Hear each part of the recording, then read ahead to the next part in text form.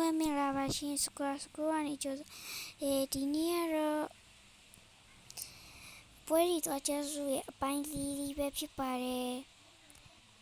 ပွဲဆိုတာဒီပွဲရီချပွဲတွေရောနော်အကြောင်းမလို့သွားပါမယ်ဒီနေ့ကတော့ပွဲစည်းတွေသွားမယ်ဒီပွဲစည်းသွားပြီးရင်စတိန်ပိုင်းလာပြီနော်စတိန်ပိုင်းလေးလာကြည့်ကြပါအောင်ရှင်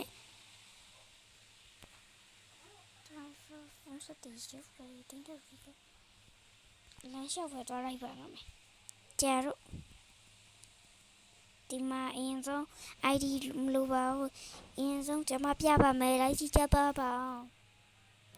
ပထမဦးဆုံးတုံးကကျတော့ဒီsorry နော်ဒီအကွက်လေးကြည့်မလားဒီဖုန်းကြီးကျောင်းနာဒီအကွက်လေးဒီ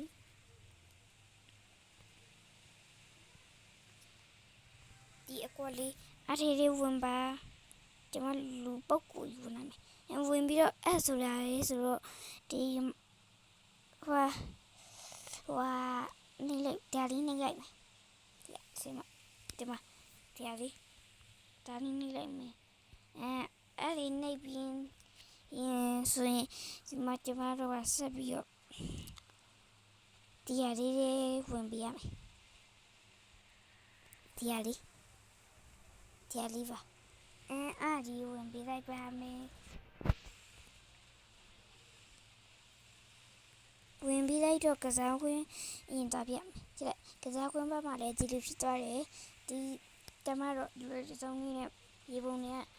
ဒီအခုဒီဘက်ကဟာလေဒီလိုလေးဖြစ်သွားတယ်ပြောင်းလဲသွားပါတယ်အမှပွဲစင်းတိုင်းကျမတို့ပတ်စံတိတ်မရှိ9000မရှိတော့9000မဟုတ်ဘူးစားပြလိုက်မယ်နော်ဒီမှာဒါကြီးပွဲစင်းဒီမှာတခုမှတော့ပြထားတယ်ဒီမှာice cream လေးဝယ်လိုက်ပြီး ice cream လေးစားပါမယ်ဒီနေ့ကတော့ဒီလောက်ပဲ bye bye